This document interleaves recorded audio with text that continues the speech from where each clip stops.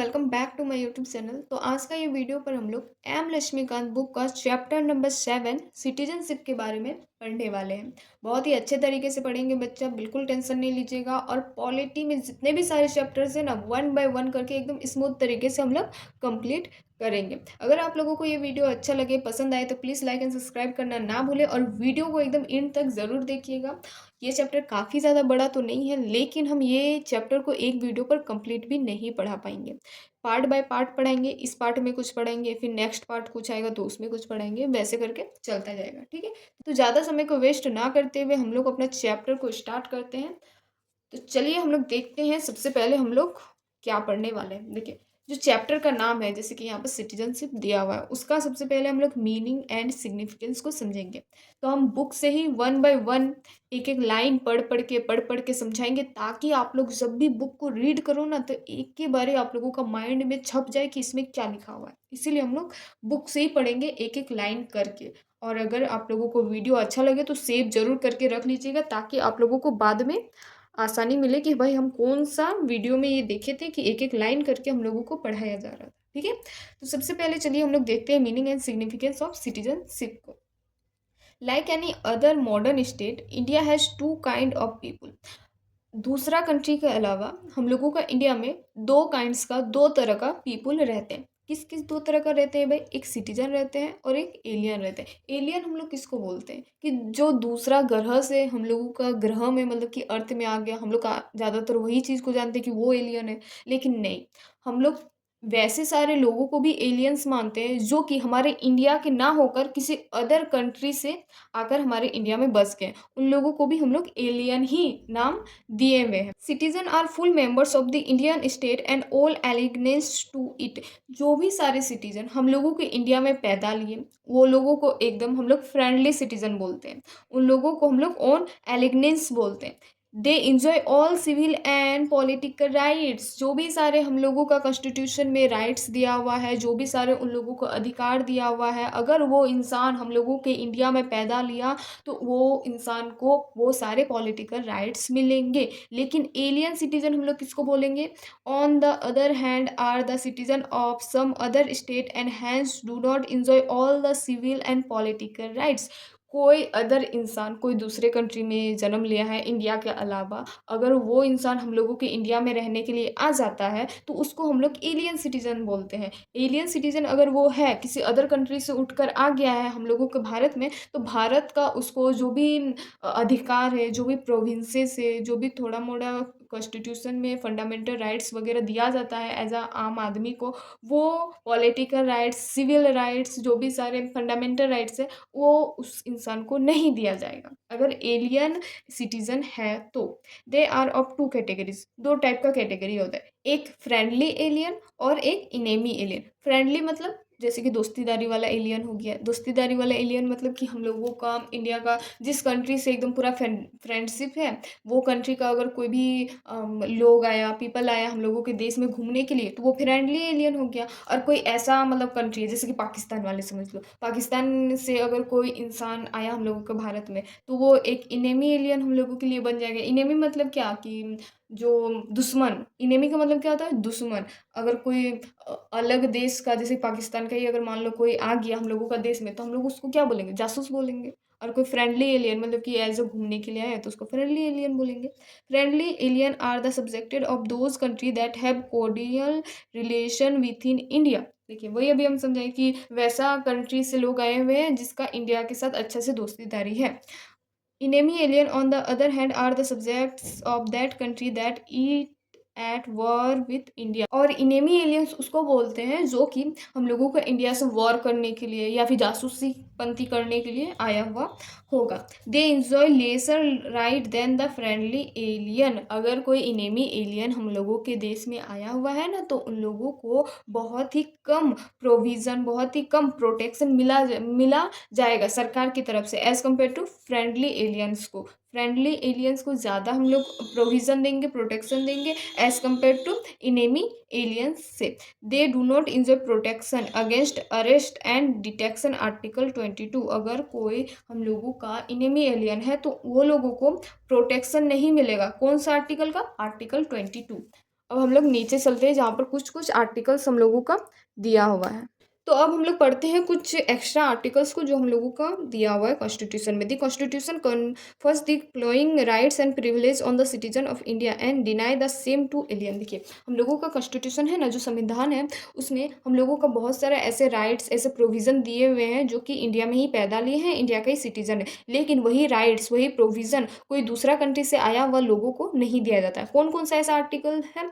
तो वैसा है, right against discrimination on ground of religion, race, caste, sex और प्लेस ऑफ बर्थ, आर्टिकल 15। देखिए, अगर कोई एलियन पीपल आया है, कोई अदर कंट्री से आया हुआ पीपल है, हम लोगों का देश में आया है, रह रहा है, वो घूम रहा है और अपना लाइफ जी रहा है, तो वो उसको आर्टिकल 15 नहीं मिलेगा। आर्टिकल 15 क्या बोलता है कि कोई भी लोग ना ही धर्म के बेसिस पर, ना ही लिंग के बेसिस पर, ना ही वो कास्ट के बेसिस पर उसको डिस्क्रिमिनेशन नहीं किया जाएगा, वो आर्टिकल 15 बोलता है। तो कॉन्स्टिट्यूशन के मदद से हम लोगों को एज अ नॉर्मल पीपल को आर्टिकल 15 मिलता है, लेकिन कोई एलियन पीपल को वो आर्टिकल नहीं मिलेगा। Right to equality of opportunity in the matter of public employment, article 16। Article 16 क्या बोलता है हम लोगों को कि जो सरकारी नौकरी है ना, सरकारी नौकरी नौकरी के लिए हर सिटीजन को एकदम इक्वल अपॉर्चुनिटी दिया जाना चाहिए। अगर कोई दूसरा देश का आदमी हम लोगों के देश में आएगा और वो अगर बोलेगा कि नहीं हमको भी सरकारी नौकरी चाहिए, तो उसको वो प्रोविज़न, वो राइट्स नहीं मिलेगा, क्योंकि वो हम लोगों का देश का है ये नहीं है, तो फिर हम लोग उसको क्यों सरकारी नौकरी दे भाई? बात सही है ना? तो इसीलिए आर्टिकल 16 भी उन लोगों को नहीं मिलता है। अब हम लोग आते हैं आर्टिकल नंबर 19। आर्टिकल नंबर 19 में क्या बोल रहा है? Right to freedom of speech and expression, assembly, association, movement, residence and profession. देखिए, अगर कोई इंडिया का ही सिटीजन है, मतलब कि इंडिया में ही पैदा लिया है, तो इंडिया में ही वो रह रहा है, जी रहा है, तो उसको ना कहीं भी आने जाने का उसको एकदम फ्रीडम है। मतलब कि इंडिया में ही कहीं भी आने जाने का फ्रीडम है। अगर कोई झारखंड में पैदा लिया है, अगर उसका मन कर रहा है कि नहीं हम झारखंड में ना रहकर असम में रहेंगे, मध्य प्रदेश में रहेंगे, तमिलनाडु पर रहेंगे, लेकिन इंडिया में ही रहेंगे, तो वो रह सकता है एकदम फ्रीली। उसके लिए कोई भी राइट्स वगैरह डिनाई नहीं होगा, उसको गवर्नमेंट हर राइट्स देगी। लेकिन अगर कोई एलियन पीपल आके बोले कि नहीं हमको भी उसी तरह चाहिए, हम दूसरे कंट्री से आए हुए हैं, हम आपका देश में हैं, हमको आपका देश में हर राइट्स चाहिए, तो वो वैसा नहीं मिल सकता। आर्टिकल 19 वही बोलता है। आर्टिकल 29 एंड 30 क्या बोलता है? Cultural and educational right, her citizen को सांस्कृतिक के हिसाब से और पढ़ने लिखने का राइट्स मिलना चाहिए। लेकिन लेकिन लेकिन एलियन जो पीपल है, जो कि अदर कंट्री से आए हुए हैं, वो उनको ये राइट्स नहीं मिलेगा। फिर पांचवा क्या है?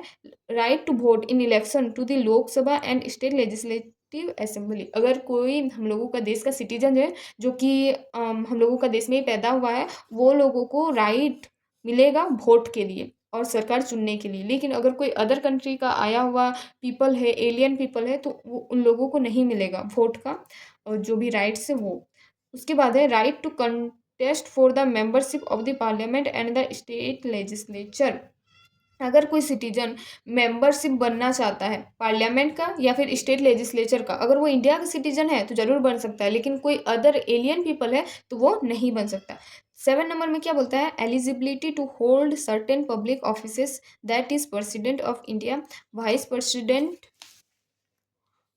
of India, judges of the Supreme Court and the High Court, Governor of State, ऑटोनरी general of India and advocate general of state. देखिए, यहाँ पर क्या बोल रहा है कि अगर कोई इंडिया का सिटीजन है तो वो एलिजिबल है इंडिया का प्रेसिडेंट बनने के लिए, वाइस प्रेसिडेंट बनने के लिए, जज बनने के लिए, सुप्रीम कोर्ट में अपना जो सेवा है उसको प्रदान करने के लिए, सब कुछ के लिए ही है। लेकिन अगर कोई अदर एलियन पीपल अगर ये करना चाहता है कि नहीं हम इंडिया का जज में शामिल होंगे, सुप्रीम कोर्ट में अपना सेवा देंगे, तो वो पॉसिबल नहीं हो सकता, क्योंकि वो अदर कंट्री का रहने वाला है, हम लोगों को देश में सिर्फ एज अ घूमने के लिए आया है, हम लोगों का देश का वो सिटीजन नहीं है। अगर सिटीजन बनना चाहता है तो उसको कुछ रजिस्ट्रेशन करना पड़ेगा, जो कि हम लोग आगे पढ़ेंगे। ठीक है, तब हम लोग यहाँ पर पढ़ते हैं कि along with the above rights the citizen allow on certain duties towards the Indian state। देखिए, हम लोगों का इंडियन कॉन्स्टिट्यूशन इतना सारा हम लोगों को राइट्स दे रहा है, इतना सारा हम लोगों को आज़ादी दे रहा है, तो फिर इंडिया का जो गवर्नमेंट है ना, वो भी हम सिटीजन्स के लिए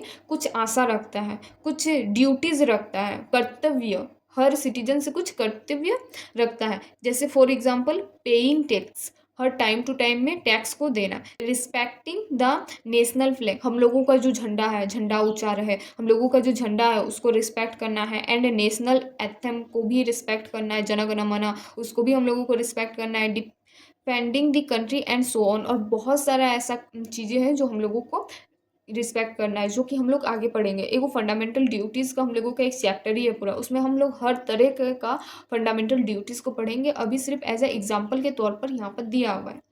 इसके बाद क्या बोल रहा है कि in India both citizen by birth as well as naturalize citizen are eligible for the office of president with in USA. Only a citizen by birth and not a naturalize citizen is eligible for the office of president. देखिए यहाँ पर क्या बोल रहा है कि अगर India का कोई सिटीजन है, मतलब कि जन्म से ही वो, मतलब कि वहीं पर ही जन्म लिया है, वहीं पर ही खाया पिया बड़ा हुआ है, और एक होता है कि दूसरा देश में जन्म लिया लेकिन इंडिया में आकर पला बढ़ा, फिर बड़ा हुआ, काम कर रहा है, तो उसको नेचुरलाइज सिटीजन बोलते हैं। वो एलिजिबल होता है किस चीज़ के लिए? ऑफिस ऑफ प्रेसिडेंट के लिए, यूएसए के लिए ये बोल रहा है। और साथ ही साथ और क्या बोल रहा है कि ऐसा सिटीजन जो कि बर्थ लिया है और नॉट नेचुरलाइज, नेचुरलाइज मतलब कि जहाँ पर बर्थ लिया है ना वहीं पर ही वो पला बढ़ा फिर बड़ा हुआ है, उसको हम लोग सिटीजन बोलते हैं। लेकिन नेचुरलाइज नहीं है तो वो एलिजिबल होता है for the office of president के लिए। किसके लिए? ऑफिस ऑफ प्रेसिडेंट के लिए।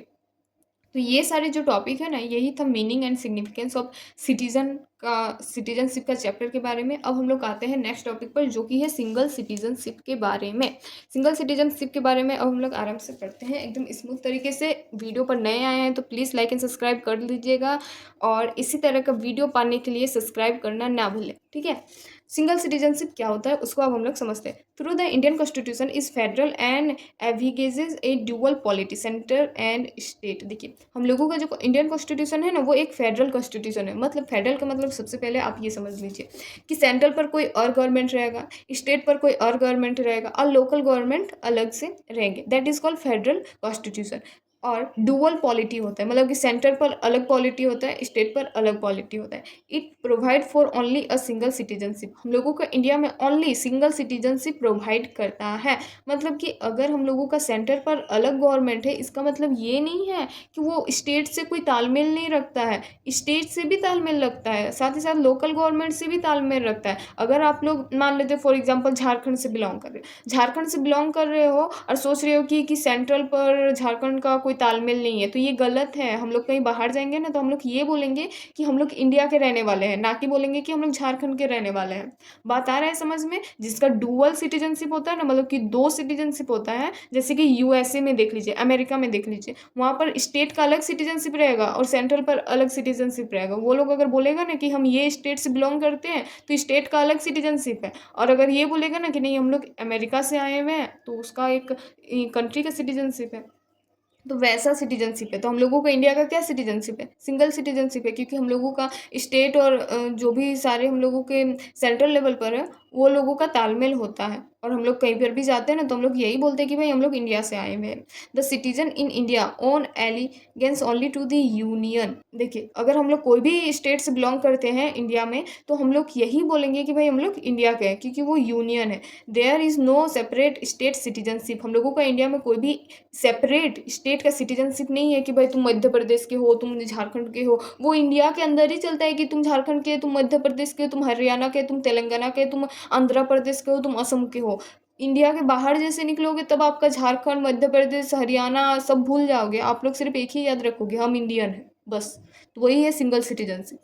The other federal state like USA and Australia on the other hand adopted the system of double citizenship. अब ये इंडिया के अलावा जो भी सारे स्टेट है, जैसे कि यूएसए को देख लीजिए, ऑस्ट्रेलिया को देख लीजिए, इसमें क्या मतलब सिटीजनशिप है? Double citizenship. यहाँ पर स्टेट का अलग सिटीजनशिप होता है और कंट्री का अलग सिटीजनशिप होता है। हम लोगों का इंडिया सिंगल सिटीजनशिप पर फॉलो करता है। In USA, each person is not only a citizen of USA but also of the particular state to which he belong। देखिए यहाँ पर क्या लिखा हुआ है कि अगर यूएसए का कोई भी आदमी, यूएसए का कोई भी आदमी यूएसए में डबल सिटीजनशिप को फॉलो करता है, वहाँ पर एक सेंट्रल लेवल पर अलग सिटीजनशिप तो होगा ही साथ स्टेट में भी सिटीजनशिप होगा, चाहे वो लड़का हो या फिर लड़की, चाहे कोई भी वहाँ से बिलोंग करता हो। Thus he and she on allegiance to both and enjoy dual set of rights one set conferred by the national government and another by the state government.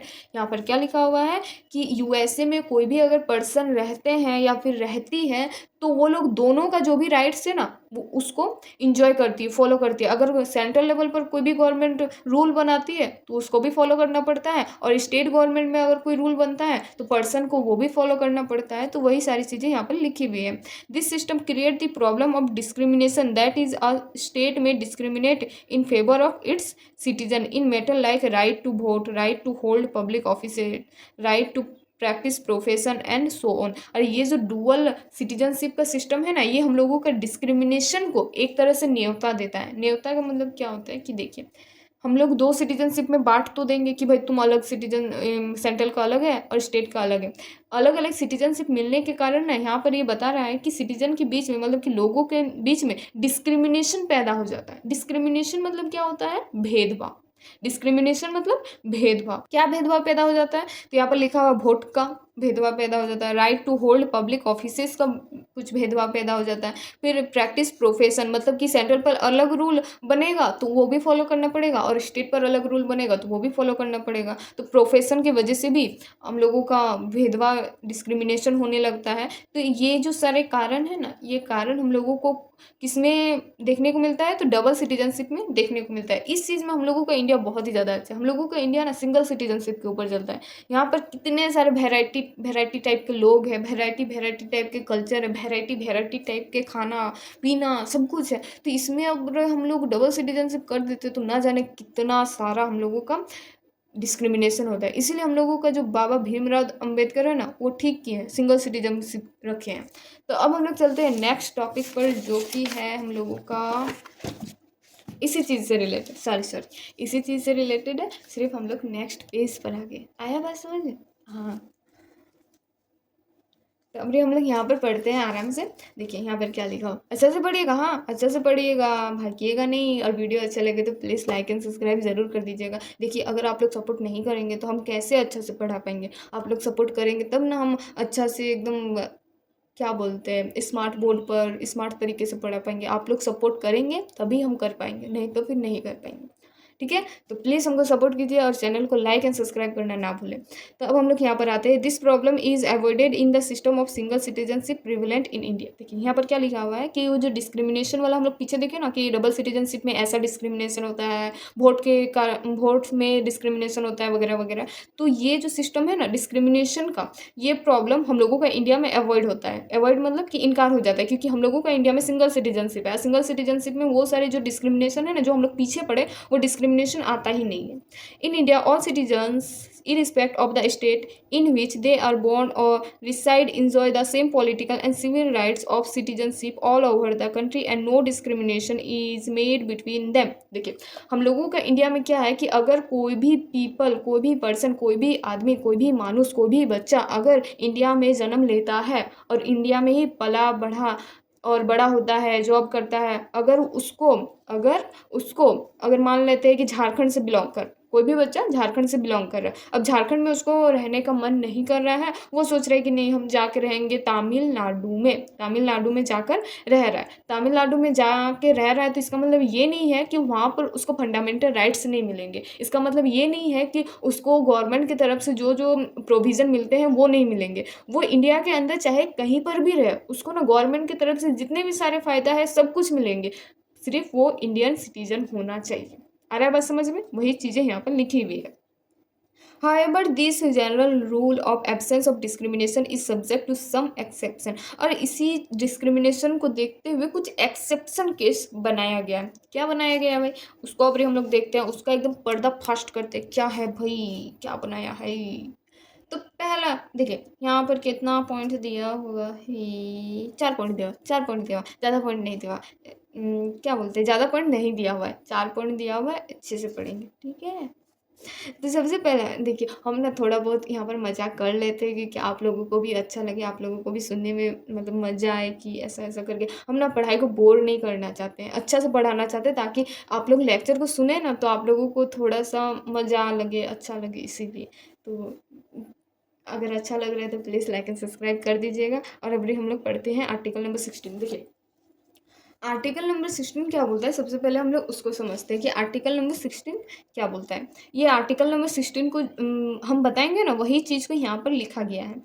The parliament under article 16 can prescribe residence within a state or union territories as a condition for certain employment or appointment in that state or union territories or local governments। Article 16 क्या बोलता है कि जो government है ना, government सबसे पहला जो फोकस करती है इक्वल अपॉर्चुनिटी प्रदान करती है गवर्नमेंट जॉब्स के लिए। सभी लोगों को, सभी सिटीजन को एकदम इक्वल अपॉर्चुनिटी देना चाहिए हर जॉब्स के लिए। वही चीज़ आर्टिकल 16 हम लोगों का बोलता है और वही सारी चीज़ें हम लोगों का यहाँ पर लिखी हुई है। क्या लिखी हुई है, अब हम लोग पैराग्राफ को समझते हैं, देन उसके बाद एक एक करके हम लोग समझेंगे। The parliament under article 16 can prescribe residence within a state or union territories as a condition for certain employments or appointments. देखिए यहाँ पर लिखा हुआ है ना, एम्प्लॉयमेंट्स और अपॉइंटमेंट्स, तो वो वही सारी चीज़ें जॉब से रिलेटेड ही ये सारी चीज़ें हैं स्टेट में और यूनियन टेरिटरीज में, in the state or union territories में, और लोकल अथॉरिटीज़ और other authorities with in that state or union territories, चाहे वो स्टेट में हो चाहे वो यूनियन टेरिटरीज हो, एम्प्लॉयमेंट्स में और अपॉइंटमेंट्स में, चाहे वो कहीं का भी सिटीजन हो, उसको इक्वल अपॉर्चुनिटीज़ मिलना चाहिए जॉब्स के लिए। गवर्नमेंट इसमें ज़्यादा फोकस करती है, किसी चीज़ से रिलेटेड किसी को भी, किसी सिटीजन को डिस्क्रिमिनेट नहीं करना चाहिए, चाहे चाहे वो रिलीजन के बेसिस पर हो, चाहे वो रेस के बेसिस पर हो, चाहे वो कास्ट के बेसिस पर हो, चाहे वो किसी भी चीज़ के लिए बेसिस हो, गवर्नमेंट्स को इक्वल अपॉर्चुनिटीज देना चाहिए। According the parliament enacted the public employment requirement as to residence act 1957 and thereby authorize the government of India to prescribe residential qualification only for appointment region for any state except Andhra Pradesh and Telangana. देखिए हम लोगों का जो आंध्र प्रदेश है ना और तेलंगाना के लिए एक स्पेशल प्रोविज़न बनाया गया था एम्प्लॉयमेंट के लिए, कि लोगों को किस तरह से एम्प्लॉयमेंट मिलेगा, किस तरह से अपॉइंटमेंट मिलेगा हर जॉब्स के लिए इक्वल अपॉर्चुनिटीज़ के लिए। बाकी और किसी का, जितने भी सारे हम लोगों का स्टेट है ना कुछ अलग अलग प्रोविज़न बनाया गया है। कहीं पर वैकेंसी निकलता है तो कहीं पर वैकेंसी नहीं निकलता है, एज़ पर स्टेट का रूल, जितना भी सारे स्टेट का रूल होगा नहीं होगा वो सारी चीज़ें। अगर आप लोग आर्टिकल को समझ जाएंगे ना कि आर्टिकल बोलना क्या जा रहा है, तो ये पैराग्राफ को पढ़ने का दरकार ही नहीं पड़ेगा। आर्टिकल को सिर्फ समझने का फेर, आर्टिकल को समझ जाइए, पैराग्राफ को खाली रीड कर लीजिए, खाली माइंड में बैठा लीजिए कि क्या बोल रहा है, बस इनफ होगा। आर्टिकल 15 अब क्या बोलता है वो अब हम लोग समझते हैं। देखिए the constitution under article 15 prohibits discrimination against any citizen on ground of religion, race, caste, sex और place of birth and not on the ground of residence. देखिए आर्टिकल 15 क्या बोलता है, सबसे पहले हम लोग वो समझ लेते हैं। आर्टिकल 15 हम लोगों को ये बोलता है ना कि हम हमारे कॉन्स्टिट्यूशन में ये बोला गया है कि कोई भी सिटीजन, कोई भी इंसान एक दूसरे से भेदभाव नहीं करेंगे, डिस्क्रिमिनेशन नहीं होगा। किस किस चीज़ के बेसिस पर, तो कास्ट के बेसिस पर, रिलीजन के बेसिस पर, रेस के बेसिस पर, सेक्स के बेसिस पर और प्लेस ऑफ बर्थ, मतलब कि जहाँ पर आप जन्म लिए हैं उस जगह के बेसिस पर आप लोगों से डिस्क्रिमिनेशन नहीं किया जाएगा। रिलीजन के बेसिस पर मतलब धर्म के बेसिस पर, कास्ट के बेसिस पर मतलब कि जो भी आपका कास्ट है, जैसे जो भी आपका जाति है, कास्ट है, उस चीज़ के बेसिस पर, सेक्स के बेसिस पर मतलब कि आप लड़का है कि लड़की है, उस चीज़ के बेसिस पर कोई भी आप लोगों से डिस्क्रिमिनेशन नहीं किया जाएगा। वही चीज़ें यहाँ पर आर्टिकल 15 में बताया गया है, लिखा गया है। This means that the state can provide special benefit or give preference to its resident in matter that do not come within the preview of the rights given by the Constitution to the Indian citizen। और Indian citizen को ये rights दिया जाता है, साथ ही साथ इसका special benefits भी सिटीजन्स को मिलता है। फॉर एग्जाम्पल ए स्टेट में offer concession in fee for education to its resident. देखिए यहाँ पर बहुत सारे स्टेट आप लोगों को एजुकेशन के लिए फ़ी भी प्रोवाइड करते हैं, जैसे कि सरकारी स्कूल में दिया जाता है ना स्टूडेंट का एजुकेशन के लिए भी बहुत सारे ऐसे सिटीजन्स होते हैं जो कि ना एजुकेशन को आगे बढ़ावा नहीं देते हैं। अभी के टाइम में आप लोग देखे होंगे गर्ल्स का केस में ना आप लोगों को देखे होंगे कि एजुकेशन पर ज़्यादा बढ़ावा नहीं दिया जाता है। क्यों नहीं दिया जाता है भाई? पता नहीं, क्योंकि लड़की को आगे नहीं बढ़ाया जाता, लेकिन गवर्नमेंट वो भी देती है कुछ कुछ जो होता है ना एजुकेशन वाला क्षेत्र में, उसमें प्रोवाइड किया जाता है कुछ स्पेशल बेनिफिट्स, कुछ स्पेशल प्रोविजंस। तीसरा नंबर में क्या बोल रहा है, the freedom of movement and resident under article 19। देखिए 19 क्या बोलता है, आर्टिकल 19 सबसे पहले उसको हम लोग समझ लेते हैं। आर्टिकल 19 हम लोगों से ना यही बोलता है कि इंडिया में कोई भी अगर जन्म लिया है, वो उसी जगह पर पला बड़ा है, वो अगर कोई अदर स्टेट में जाकर रहना चाहता है, मान लेते हैं फॉर एग्जांपल कि झारखंड में कोई बच्चा जन्म लिया है, वो उसको मन नहीं लग रहा है तो वो जा रहा है रहने के लिए मध्य प्रदेश जा रहा है या फिर तेलंगाना या फिर हैदराबाद वगैरह जा रहा है, तो उसको ना वो आज़ादी दिया गया है कि भाई तुम इंडिया में जन्म लिया है, तुम इंडिया का सिटीजन है, तो तुम इंडिया के अंदर जितने भी सारे स्टेट है तुम कहीं पर भी जाके रह सकते हो, उसके लिए एकदम फुल आज़ादी है। Is subjected to the protection of interest of any schedule tribe. और ये चीज़ को देखते हुए शेड्यूल ट्राइब्स के लिए in other word the right of outsider to enter reside and settle in tribal area is restricted. देखिए ट्राइबल एरिया को देखकर, ट्राइबल पीपुल को देखकर ना हम लोगों का कॉन्स्टिट्यूशन में कुछ ना चीज़ें रेस्ट्रिक्टेड की गई है। हम लोगों को ये राइट्स दिया गया है कि नहीं आप लोग कहीं पर भी जाकर रह सकते हैं इंडिया के अंदर ही, लेकिन जो ट्राइबल एरिया है ना, ट्राइबल एरिया में रेस्ट्रिक्टेड किया गया कि आप लोग ट्राइबल एरिया में नहीं रह सकते, वहाँ पर कुछ अपना संस्कृति होगा, कल्चर होगा, इसी वजह से वो शायद रेस्ट्रिक्टेड है। यहाँ पर आगे में लिखा भी हुआ है, of course this is done to protect the distinct culture, language, custom and manner of schedule tribe and to safeguard their traditional vocation and property against exploitation. देखिए यहाँ पर वही सारी चीज़ें लिखी हुई है कि जो ट्राइबल एरिया है ना, ट्राइबल एरिया का जो कल्चर है, जो लैंग्वेज है, जो कस्टम है, जो मैनर्स है उन लोगों का, शेड्यूल ट्राइब्स का, उन लोगों का जो ट्रेडिशन है, उन लोगों का जो भी सारे प्रॉपर्टी है, वो लोगों का प्रॉपर्टी को कोई अदर इंसान आकर एक्सप्लॉइट ना कर ले, वो लोगों का कल्चर को ख़त्म ना कर दे। दैट्स वाई जो ट्राइबल एरिया का जगह है ना, वहाँ पर रेस्ट्रिक्टेड है पीपल्स का जाना, मतलब कि सेटलमेंट होना। घूमने फिरने जा सकते हैं लेकिन सेटलमेंट नहीं हो सकते हैं। Till 2019, the legislature of the erstwhile state of Jammu and Kashmir was empowered to। देखिए 2019 में जो जम्मू कश्मीर का लेजिस्लेचर है, वहाँ पर कुछ चीज़ें, कुछ प्रोविज़न और सारा एम्पावर्ड किया गया है, मतलब कि दिया गया है। क्या क्या वो सारी चीज़ें हैं तो वो देखते हैं। Define the person who are permanent resident of the state, मतलब कि स्टेट का जो परमानेंट रेसिडेंट, की वहाँ से आकर कोई बसा हुआ जो इंसान है ना, वो सारे चीज़ों के बारे में ये बोल रहा है। बी नंबर में क्या बोल रहा है कि confer any special rights and privilege on such permanent resident as respect. कोई भी अगर इंसान परमानेंट अगर किसी जगह पर रह रहा है तो उन लोगों को कुछ स्पेशल प्रोविज़न मिलेगा। क्या क्या मिलेगा? Employment under the state government, उन लोगों को एम्प्लॉयमेंट मिलेगा स्टेट गवर्नमेंट के अंडर में। Acquisition of immovable property in the state, वहाँ पर जितने भी सारे प्रॉपर्टी है इंसान का, जो भी वहाँ परमानेंट रह रहा है, उन लोगों का जो भी सारे प्रॉपर्टी है उसका एक्वाजिशन के लिए। सेटलमेंट इन द स्टेट, वो इंसान वहाँ पर सेटल होगा तो उसके लिए प्रोटेक्शन भी ज़रूरी है, तो वो सारी चीज़ों के लिए। Right to scholarship and such other form of aids provided by the state government, मतलब कि अगर वहाँ पर कोई भी स्कॉलरशिप दिया जाएगा या फिर गवर्नमेंट की तरफ से कुछ भी सारी चीज़ें प्रोविज़न अलग अलग से जो दिया जाएगा वो लोगों तक पहुँचाया जाएगा, अगर कोई इंसान परमानेंट किसी जगह पर सेटल्ड किया हुआ है तो। ये जम्मू कश्मीर का लेजिस्लेचर में ये बात बोला गया है, हर स्टेट में नहीं, यहाँ पर नाम भी दे दिया गया है, जम्मू एंड कश्मीर का लेजिस्लेचर 2019 में ये दिया गया था।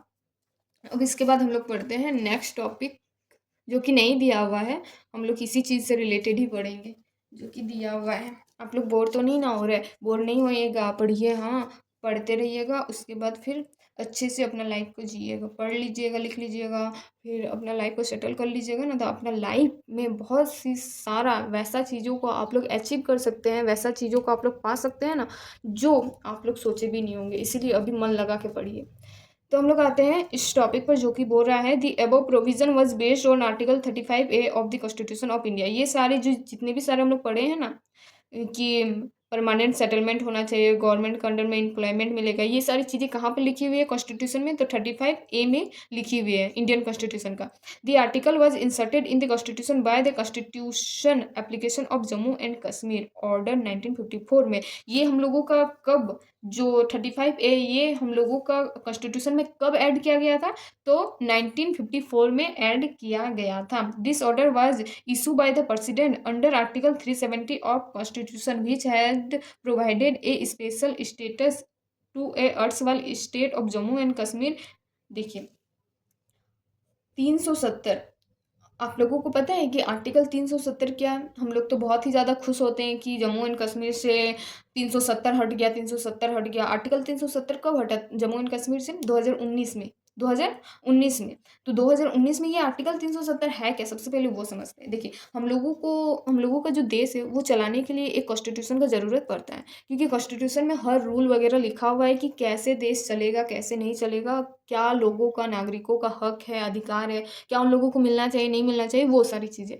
तो उसी तरह सेंट्रल लेवल पर अलग हम लोगों का कॉन्स्टिट्यूशन है और जम्मू एंड कश्मीर में अलग अपना खुद का स्टेट का कॉन्स्टिट्यूशन था, और वही कॉन्स्टिट्यूशन को ना जम्मू एंड कश्मीर वाला मानता था। उसी चीज़ को आर्टिकल 370 बोला जाता था। अब ये सब स्टेट वाला बोलता है कि जम्मू एंड कश्मीर भी तो हम लोगों का स्टेट है, जम्मू एंड कश्मीर में अलग कॉन्स्टिट्यूशन क्यों है? अगर उन लोगों का अलग कॉन्स्टिट्यूशन है तो भी सभी स्टेट को अलग कॉन्स्टिट्यूशन देना चाहिए। तो वही चीज़ को देखते हुए जो सेंट्रल लेवल पर गवर्नमेंट था, जैसे कि नरेंद्र मोदी में ये बात तो माइंड में स्ट्राइक किया और बोला कि नहीं भाई, ये तो गलत है, ऐसा तो नहीं होना चाहिए। एक स्टेट के पास क्या है, अलग से कॉन्स्टिट्यूशन रहेगा, हटाओ इसको। तो उसी को देखते हुए आर्टिकल 370 को जम्मू एंड कश्मीर से हटाया गया। आर्टिकल 370 है क्या? जम्मू एंड कश्मीर का एक अलग अपना खुद का कॉन्स्टिट्यूशन है। ठीक है, समझ में आया? तो आर्टिकल 70 को हटाया गया, और यही आर्टिकल 70 की वजह से जब तक था जम्मू एंड कश्मीर में, वो लोग ना अपना अलग खुद का स्पेशल बेनिफिट, स्पेशल स्टेटस जी रहा था। ये सेंट्रल लेवल पर क्या हो रहा है, नहीं हो रहा है, उससे उन लोगों को कोई मतलब नहीं था। आर्टिकल 70 में कुछ अपने अपने चेंज कर लिए और अपना अपना प्रोविजन बना रहा था, ये कर रहा था। To the erstwhile state of Jammu and Kashmir in 2019 this special status was abolish. देखिए यहाँ पर लिखा हुआ है 2019 में जो 370 था, जो कि special status Jammu and Kashmir enjoy कर रहा था, उसको एबोलिश किया गया, मतलब कि हटाया गया। New presidential order known as the constitution application of Jammu and Kashmir order 2019 के according this order suspend the earlier 1954 order. 1954 में आर्टिकल 370 को ऐड किया गया था और 2019 में ये ऑर्डर को हटा दिया गया। आ रहा है बात समझ में? वही सारी चीज़ें यहाँ पर लिखी हुई। यहाँ पर जो लिखा हुआ ना सस्पेंडेड, मतलब कि होता है कि हटा देना। क्या होता है? हटा देना।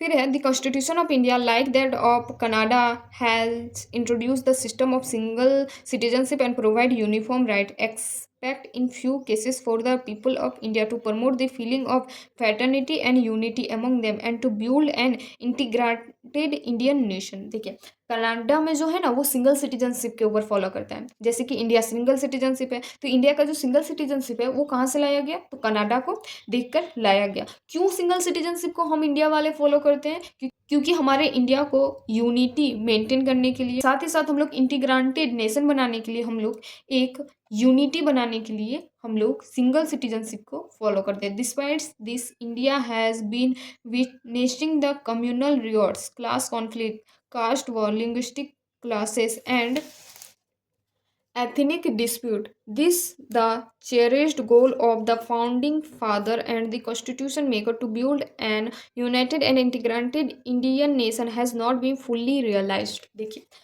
हम लोगों का इंडिया में बहुत ही ज़्यादा अलग अलग कल्चर के लोग रहते हैं, एथनिक ग्रुप से बिलोंग करते हैं, अलग अलग टाइप के लैंग्वेज बोलते हैं, जैसे कि पीछे हम लोग पढ़े हुए थे। लिंग्विस्टिक केसेस, कास्ट के बेसिस पर बहुत ही ज़्यादा डिफरेंस किया जाता है। दैट्स वाई हम लोगों का इंडिया जो है ना वो सिंगल सिटीजनशिप के ऊपर फॉलो करता है। क्यों फॉलो करता है? कि इंडिया का यूनिटी बना कर है, इंडिया का जो फ्रेटर्निटी है ना वो बना कर है। दैट्स वाई हम लोगों का इंडिया सिंगल सिटीजनशिप के ऊपर चलता है, फोकस करता है, और उसी में ही चलेगा। इंडिया बहुत ही ज़्यादा वास्ट कंट्री है, इसमें बहुत ही ज़्यादा एथनिक डिस्प्यूट है, कास्ट के बेसिस पर बहुत ही ज़्यादा डिस्क्रिमिनेशन किया जाता है, साथ ही साथ लिंग्विस्टिक बेसिस पर भी बहुत ही ज़्यादा अलग ही डिफरेंसेस क्रिएट किया हुआ है। आप हम लोगों का जितने भी सारे स्टेट है ना, हर स्टेट में अलग अलग भाषा बोला जाता है। झारखंड में आ जाए, झारखंड में खोट्ठा बोलेगा, बिहार में भोजपुरी बोलेगा, गुजरात में गुजराती बोलेगा। देखिए 3 गो स्टेट हुआ, 3 गो आप लोगों को लैंग्वेज मिल गया। दैट्स वाई हम लोगों का इंडिया जो सिंगल सिटीजनशिप है उसके ऊपर फोकस करता है और उसी पर चलता है।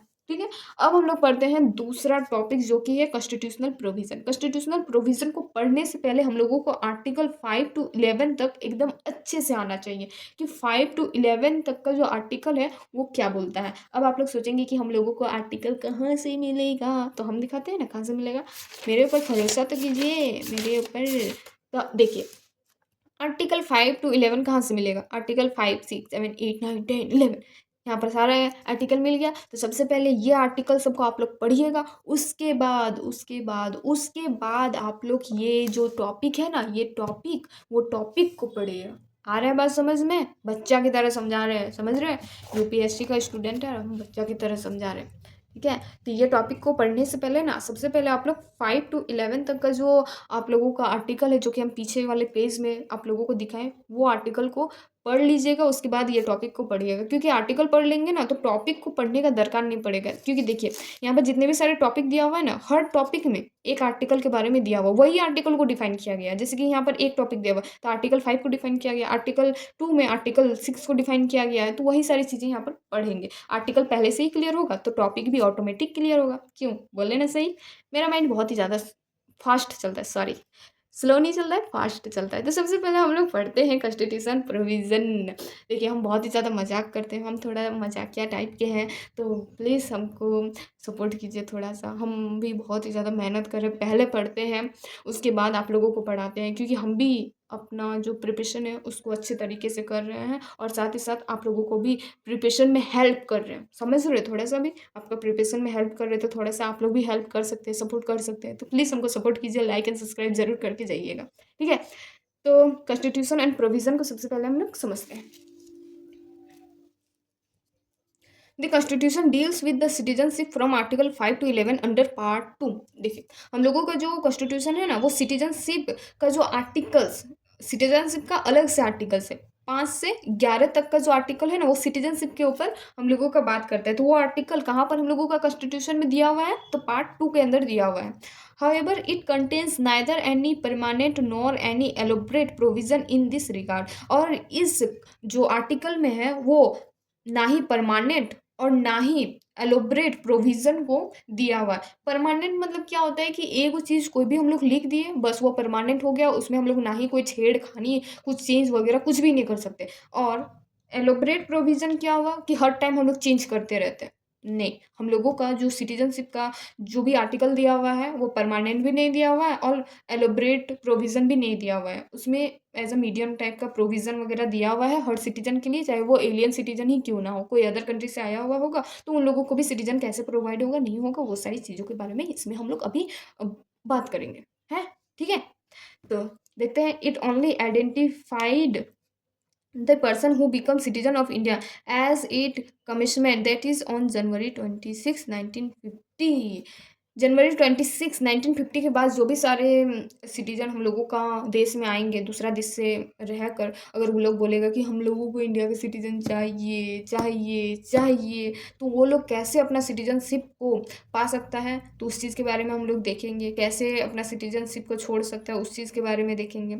It does not deals with the problem of acquisition or loss of citizen subsequent to its commitment. इसमें कोई भी एक्वाजिशन, एक्वाजिशन मतलब होता है अपनाना, क्या होता है? अपनाना। सब्सिक्वेंट मतलब क्या होता है? छोड़ना। क्या होता है? छोड़ना। इसमें ना सिटीजनशिप का अपनाना और छोड़ना में कोनो कमिटमेंट नहीं दिया हुआ है। It empower the parliament to enact a law to provide for such matter and any other matter related to citizenship. और इसमें पार्लियामेंट को ये प्रेशर डालता है, बोलता है कि सिटीजनशिप से रिलेटेड, सिटीजनशिप के मैटर में कोई भी चीज़ के बारे में लॉ प्रोवाइड किया जाए। According the parliament has enacted the citizenship act 1955 को इनेक्ट करती है, which has been amended from time to time, और जो कि हर टाइम टू टाइम में अमेंड होते रहता है। क्या होते रहता है भाई, उसी को देखते हैं। चलिए, तो आप लोग अपना रेल का गाड़ी पकड़ लीजिए, एकदम पूरा अच्छे से एकदम इंजन को एकदम टाइट करके पकड़ लीजिएगा। पावरफुल इंजन होना चाहिए, ऐसे थोड़ी ना कमजोर पड़ जाएगा, ठीक ना। According to the constitution the following 4 category of person become the citizen of India as it commitment that is on January 26 1950। देखिए यहाँ पर क्या बोल रहा है कि यहाँ पर जितने भी सारे आर्टिकल्स दिए हुए, एक एक करके हम लोग आर्टिकल्स को पढ़ेंगे। जितने भी सारे कैटेगरीज दिया हुआ है, अगर कोई इंसान ये कैटेगरीज को फॉलो करता है तभी वो इंडिया का सिटीजन, इंडिया का नागरिक बनने के लायक है, अदरवाइज नहीं है। आ रहा है बात समझ में? तो एक फॉलो कर दो, एक ऐसा कर दो, ऐसा वाला होता है ना, बेस्ट ऑफ लक, ऐसा वाला कर देना, ठीक है। तो देखिए, तो एक एक करके हम लोग पैराग्राफ को पढ़ते हैं। A person who had his her domicile in India and also fulfill any one of the three condition wise, if he she was born in India, or if either he she parent was born in India, or if he she has been ordinarily resident in India for 5 years immediately before the commencement of the constitution, become a citizen of India। देखिए यहाँ पर क्या बोल रहे हैं, अगर आप लोग इंडिया का सिटीजन बनना चाहते हैं तो आप लोगों को इंडिया में पैदा लेना पड़ेगा। 3 को कैटेगरी को फुलफिल करना है। यहाँ पर क्या बोल रहे हैं, क्या 3 को कंडीशन को फुलफिल करना है, ठीक है। 3 को कंडीशन को फुलफिल करना है। तो पहला कंडीशन क्या है कि आप लोगों को इंडिया में जन्म लेना पड़ेगा, तभी आप लोग इंडिया का सिटीजन कहलाएंगे, पहला बात। दूसरा बात क्या है कि आपके मम्मी पापा अगर इंडिया में जन्म लिए हैं तो फिर आप भी इंडिया के सिटीजन बनने के लायक है, कुछ रजिस्ट्रेशन वगैरह करना पड़ेगा लेकिन आप बन जाएंगे। तीसरा क्या बोल रहा है कि अगर आप लोग कोई भी अदर जगह से उठ पुठ के आए हुए हैं तो वो भी सिटीजन बन सकता है, लेकिन कुछ कुछ कुछ कुछ कुछ तो करना पड़ेगा। अगर आप लोग 5 साल से इंडिया में रह रहे हैं तो उसके बाद कुछ रजिस्ट्रेशन वगैरह करना पड़ेगा, तो आप लोग इंडिया के नागरिक बन सकते हैं, ठीक है। तो अब हम लोग आते हैं दूसरा पॉइंट में, जो कि है हम लोगों का आर्टिकल नंबर 6। ये आर्टिकल नंबर 5 था, आर्टिकल नंबर 5 हम लोगों का यही बोलता है। अब हम लोग आर्टिकल नंबर 6 में आते हैं। आर्टिकल नंबर 6 क्या बोलता है, A person who migrated to India from Pakistan become a Indian citizen if he, she or either of their parent or any of their grandparent was born in undivided India and also fulfill any one of these two condition। अगर कोई person migrated मतलब क्या होता है कि एक जगह से दूसरे जगह पर चल जाना। अगर कोई पाकिस्तान से इंडिया में आया फिर या फिर इंडिया से पाकिस्तान गया, अगर उसका पेरेंट्स इंडिया में जन्म लिया है या फिर ग्रैंड पेरेंट्स दादा दादी अगर इंडिया में जन्म लिया है, तो अगर वो बच्चा तब भी इंडिया में रहना चाहता है, नागरिक बनना चाहता है, तो उसको कुछ कंडीशन कितना है, 2 कंडीशन को फॉलो करना, फुलफिल करना होगा, सॉरी फॉलो नहीं फुलफिल करना होगा, तब जाकर वो इंडिया का नागरिक बन सकता है। क्या फुलफिल करना होगा, पहला जो है, in case she migrated to India before July 1948 he had been ordinary resident. अगर वो 19 जुलाई 1948 के पहले माइग्रेट होकर इंडिया में आया है और वो इंडिया में ही रह रहा है, तो वो इंडिया में सिटीजन बनने के लायक है। In India since the date of his her migration or in case he she migrated to India on or after July, or 19 जुलाई 1948 के बाद अगर माइग्रेट करके हुए आया है तो उसको रजिस्टर्ड वो किया है कि नहीं किया है as a citizen of India. Citizen बनने के लिए वो भी चीज़ देखना पड़ेगा। पहला बात क्या है कि अगर वो 19 जुलाई 1948 के पहले अगर वो पाकिस्तान से इंडिया में आया है, पहले तो इंडिया पाकिस्तान बंटवारा ही नहीं हुआ था, लेकिन अगर अभी जिस तरह का हम लोग लैंड बॉर्डर एरिया बना दिए हैं, अगर उस टाइम पे अगर आया है भाग भूग के उठ पुट के, तो वो इंडिया का सिटीजन बन सकता है। और दूसरा क्या बोल रहे हैं कि रजिस्ट्रेशन अगर वो करवाया है सिटीजन ऑफ इंडिया के लिए, तब भी वो इंडिया का सिटीजन बन सकता है। But a person could be so registered only if he she had been resident in India for 6 months preceding the date of his her application for registration। लेकिन वो 6 month के पहले ही अगर रजिस्ट्रेशन किया होगा तभी वो बन पाएगा, नहीं तो फिर नहीं बन पाएगा। वो चीज़ें यहाँ पर लिखी हुई है। अब हम लोग तीसरा नंबर पे आते हैं, जो कि आर्टिकल नंबर 7 हम लोगों का बोलता है। आर्टिकल नंबर 7 क्या बोलता है कि a person who migrated to Pakistan, a person to migrated to Pakistan from India, मतलब कि पाकिस्तान से अगर इंडिया में आया है आफ्टर 1 मार्च 1947, 1 मार्च 1947 के बाद अगर पाकिस्तान से कोई इंडिया आया हुआ है but later return to India, लेकिन फिर से इंडिया चला गया फॉर रीसेटलमेंट इंडिया में रहने के लिए, could become an Indian citizen, Indian citizen बनने के लिए, for this he she had to be in India for 6 month preceding the date of his her application of registration। 6 month के अंदर अंदर उन लोगों को एप्लीकेशन ऑफ रजिस्ट्रेशन देना पड़ेगा सिटीजन ऑफ इंडिया बनने के लिए, तभी वो इंडिया का नागरिक बन पाएगा, इंडिया का सिटीजन बन पाएगा। उन लोगों को इंडिया का जो भी सारे प्रोविजन है, राइट्स है, उन लोगों को मिल पाएगा। अगर 6 मंथ तक नहीं करेगा तो वो लोग इंडिया का सिटीजन नहीं बन पाएगा। फिर 4th नंबर पर है जो कि हम लोग आर्टिकल नंबर 8 अगर बोलेंगे तो फिर बोल सकते हैं, हम साइड में लिखे भी हुए हैं। A person who or any of whose parent or grand parent was born in undivided India but who is ordinary residing outside India shall become an Indian citizen. देखिए, अगर कोई बच्चा का पेरेंट या ग्रैंड पेरेंट अगर जन्म लिया है इंडिया और पाकिस्तान का विभाजन होने से पहले, मतलब कि इंडिया और पाकिस्तान पहले एक ही थे ना, तो एक ही थे, तो अगर वो लोग इंडिया और पाकिस्तान का डिवाइड होने से पहले अगर उसका पेरेंट या ग्रैंड पेरेंट जन्म लिया है और वो बच्चा अगर कहीं अदर कंट्री में जाकर जन्म लेता है तो उसको क्या करना पड़ेगा, he she has been registered as a citizen of India by diplomatic or consular respective of India in the country of his her resident whether before or after the commitment of the constitution. उसको ना constitution का commitment के पहले ही उसको registration करना पड़ेगा, registered करना पड़ेगा as a citizen of India के लिए, तभी वो इंडिया का सिटीजन बन पाएगा। देखिए, हर टॉपिक में एक चीज़ कॉमन आ रहा है। क्या कॉमन आ रहा है? रजिस्ट्रेशन। कोई भी नागरिक अगर कोई अदर कंट्री में जन्म ले लिया है या फिर उसके ग्रैंड पेरेंट इंडिया में ही रहते थे लेकिन बच्चा कहीं और जाके जन्म ले लिया है अदर कंट्री का, तो वो बच्चा को इंडिया का भारतीय नागरिक बनने के लिए रजिस्ट्रेशन करना पड़ेगा। ठीक है। Thus this provision cover the overseas Indians who may want to acquire Indian citizenship. देखिए, ये जितने भी सारे पॉइंट्स हम यहाँ पर बताए ना, 1 2 3 4 जितने भी सारे पॉइंट्स बताए, ये सारे पॉइंट्स यही चीज़ के लिए है कि वो इंडिया का सिटीजनशिप पा सके। To sum of this provision deals with the citizenship. वही सारे पॉइंट्स है कि अगर कोई भी इंसान अगर इंडिया का सिटीजनशिप पाना चाहता है तो वो ये सारे पॉइंट्स को, ये सारे क्राइटेरिया को फुलफिल करेगा तो ही इंडिया का सिटीजनशिप पा सकता है। अब हम लोग आते हैं नेक्स्ट पॉइंट पर, जो कि है कई सारे पॉइंट्स हैं, चलिए देखते हैं one by one. Person domicile in India. अगर कोई इंडिया का ही रहने वाला है, इंडिया में ही पैदा लिया है, तो उसको इंडिया का सिटीजनशिप मिल जाएगा। दूसरा है पर्सन माइग्रेटेड फ्रॉम पाकिस्तान। अगर पर्सन पाकिस्तान से इंडिया में भाग कर आया हुआ है तो उसको कुछ रजिस्ट्रेशन करना पड़ेगा तो उसको मिल जाएगा इंडिया का सिटीजनशिप। अगर कोई person migrated to Pakistan but later return and, देखिए, अगर कोई पाकिस्तान भाग कर गया लेकिन फिर से इंडिया में आ गया रीसेटलमेंट के लिए, तो उसको भी कुछ रजिस्टर्ड वगैरह करना पड़ेगा, तब उसको इंडिया का सिटीजनशिप मिलेगा। Person of Indian origin residing outside India. अगर इंडिया का ही रहने वाला है लेकिन वो अदर कंट्री में जन्म लेता है, लेकिन अगर फिर से वो इंडिया में आना चाहता है तो उसको भी सिटीजनशिप मिल सकता है, सिर्फ कुछ क्राइटेरिया को फुलफिल करना पड़ेगा।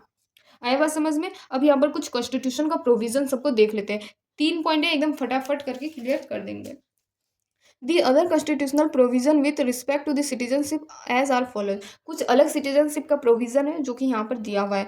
आर्टिकल 9, 10 और 11 ये तीनों पॉइंट कवर करता है। यहाँ तक हम लोग, इसके ऊपर तक हम लोग आर्टिकल 8 तक पढ़े हैं, अब यहाँ पर 9, 10 और 11 को पढ़ने वाले हैं। No person shall be a citizen of India or be deemed to be a citizen of India if he she has voluntarily acquired the citizenship of any foreign state। देखिए, यहाँ पर आर्टिकल नंबर 9 में क्या बोल रहा है कि अगर कोई पर्सन, कोई इंसान, कोई बच्चा कोई दूसरा कंट्री का अगर सिटीजनशिप लेकर बैठा हुआ है ना, जैसे फॉर एग्जांपल कि अगर वो अमेरिका का सिटीजनशिप लेकर बैठा हुआ है तो वो अगर खोजेगा कि हम इंडिया का भी सिटीजनशिप ले लेंगे तो हम लोगों को दो दो का सिटीजनशिप मिल जाएगा, अमेरिका का भी और इंडिया का भी, तो ये पॉसिबल नहीं हो सकता। अगर कोई इंसान है तो उसको एक ही सिटीजनशिप मिलेगा, चाहे वो कोई भी कंट्री में रहे, चाहे वो इंडिया में रहेगा तो इंडिया का सिटीजनशिप मिलेगा, कुछ क्राइटेरिया फॉलो करना पड़ेगा। अगर वो अमेरिका में रह रहा है तो फिर अमेरिका का सिटीजनशिप मिलेगा, कुछ क्राइटेरिया फॉलो करना पड़ेगा, वो सारी चीज़ें। एक साथ 2 सिटीजनशिप नहीं मिल सकता। दूसरा क्या बोल रहा है, जो कि आर्टिकल नंबर 10 है, every person who is or is demand to be a citizenship of India shall continue to be such citizen subject to the provision of any law made by the parliament। देखिए, अगर कोई person India का citizenship पाना चाहता है और उसको continue वो प्रोविज़न के लिए खोज रहा है कि भाई हमको इंडिया का ही सिटीजनशिप चाहिए, इंडिया का ही सिटीजनशिप चाहिए, तो उसके लिए पार्लियामेंट कुछ लॉ बनाई है, उस क्राइटेरिया को फॉलो करना पड़ेगा। तीसरा में है जो कि parliament shall have the power to make any provision with respect to the acquisition and termination of citizenship and all other matter relating to citizenship. देखिए, पार्लियामेंट ना कुछ पावर मतलब दी है, पार्लियामेंट को कुछ पावर दिया गया है। किस चीज़ के लिए? सिटीजनशिप के लिए। अगर कोई इंसान एक्वाजिशन मतलब अपनाना, एक्वाजिशन मतलब अपनाना, अगर कोई सिटीजन एक्वाजिशन कर रहा है सिटीजनशिप को, या फिर टर्मिनेटर मतलब कि टर्मिनेटर मतलब छोड़ देना, इंडिया का सिटीजनशिप छोड़ देना, तो उसके लिए कुछ पावर दिया गया है पार्लियामेंट को कि कैसे करना है, क्या कैसे एक्वायर करेगा, कैसे टर्मिनेट करेगा, उस चीज़ से रिलेटेड, सिटीजनशिप से रिलेटेड। आ रहा है बात समझ में? तो ये सारे जो टॉपिक्स है ये यहाँ पर ही ख़त्म होते हैं, कॉन्स्टिट्यूशनल प्रोविज़न। अब हम लोग जो नेक्स्ट पढ़ेंगे टॉपिक वो है सिटीजनशिप एक्ट 1955, जो कि हम लोग नेक्स्ट पार्ट में कंप्लीट करेंगे। अभी हम ये वीडियो को यहाँ तक ही रखते हैं, जो कि है कॉन्स्टिट्यूशनल प्रोविज़न। अब हम लोग मिलते हैं नेक्स्ट पार्ट पर, नेक्स्ट वीडियो पर। अगर वीडियो अच्छा लगे तो प्लीज़ लाइक एंड सब्सक्राइब करना ना भूलें। अब हम लोग मिलते हैं नेक्स्ट वीडियो पर, तब तक के लिए टाटा बाय बाय, जय हिंद।